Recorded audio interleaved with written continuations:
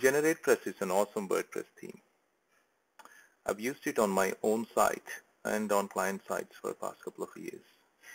It's really well coded and lightweight. In addition, with the introduction of Generate blocks, which make it doubly powerful, these lightweight blocks, by just using 4 of these lightweight blocks, you can create anything basically in WordPress using the block editor now and custom design.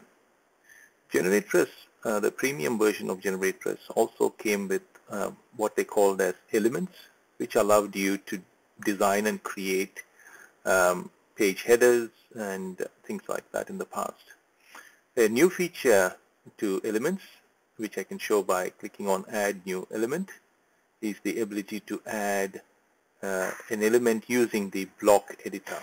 So on this page, say for example on my blog, if I wanted to add links to all the categories that these posts were categorized under so people can click on them, I could go create a new element.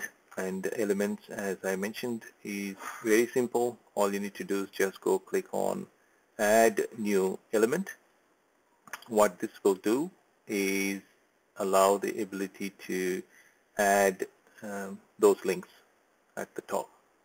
Appearance elements with GeneratePress Premium active, we will be able to create a new element. So add new element and choose the block element type. Click on Create. Title, since this is links to the categories, I'm just going to call it blank blog links. I'm going to place this on my blog page. And like any other block, adding blocks is as simple as just clicking on the plus. So just click on the plus and choose the blocks you wish to add. In this case, I'm going to use a container block to provide some nice color and background. And this is one of the Generate blocks that's available for free. I'm setting it to full width and choosing color options and setting the background color to a custom palette color that I've chosen, and I'll set it to 50% opacity.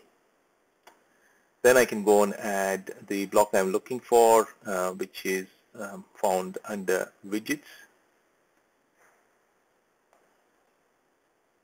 It's called the categories block. So I'm just going to choose categories under widgets.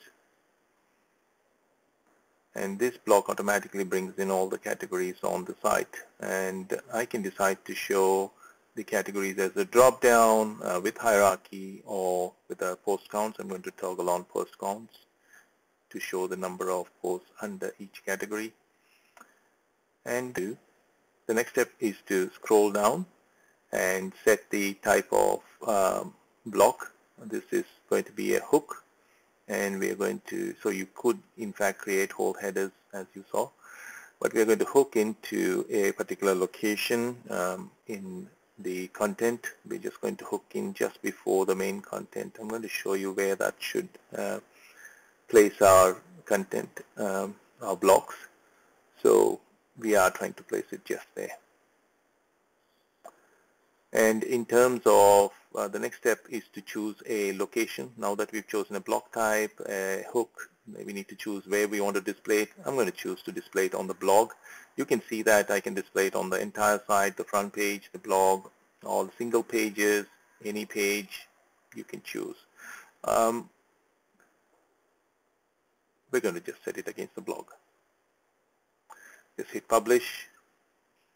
And let's go have a look at how our blog page looks now that we've hooked in these blocks to load up. Awesome.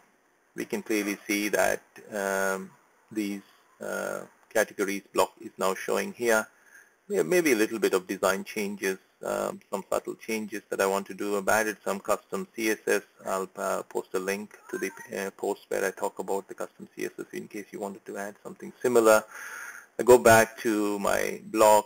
I go back to my blog. Scroll up, edit the block, and under advanced, I can add a couple of classes that I've put under my CSS style sheets there. This will ensure that this block looks subtly different, like nicely laid out.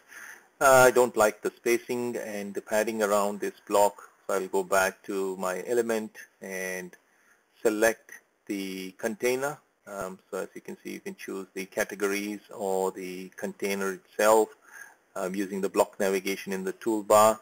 I'm choosing the container and going into spacing, and I'm going to set a bottom margin in ems of 2 ems and have a quick look to see how that looks. That seems okay. I think maybe a little bit less padding would also make it nicely stand out. This is a bit too much padding, so I'm going to just go back, quickly edit that block again, choose ems, 1em, set it to 1em. Now let's have a look. That's it. Awesome. So that's a quick intro to how to use the block editor to create awesome page headers, footers, or any other call to actions.